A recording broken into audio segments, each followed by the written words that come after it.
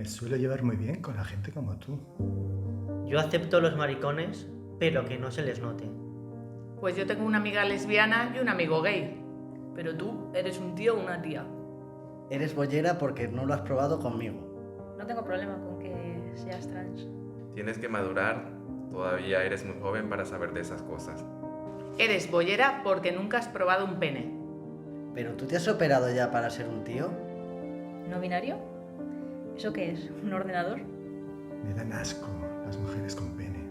Cuidadito con lo que haces con tu novio por la calle, que algún día tendréis una desgracia.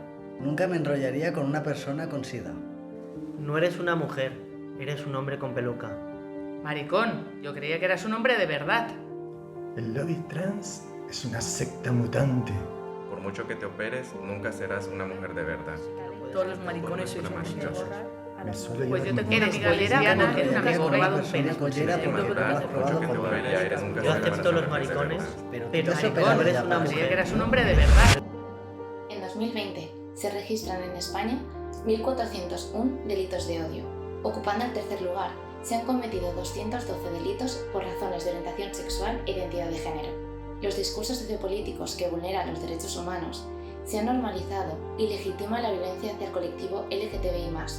El 70% de las personas LGTBI+, ha sufrido LGTBI-fobia o xerofobia en los últimos años. La base de los delitos de odio son el prejuicio, los estereotipos y las informaciones falsas. Permitirlo lo convierte en amenazas, agresiones y asesinatos. El 80% de los delitos no se denuncian.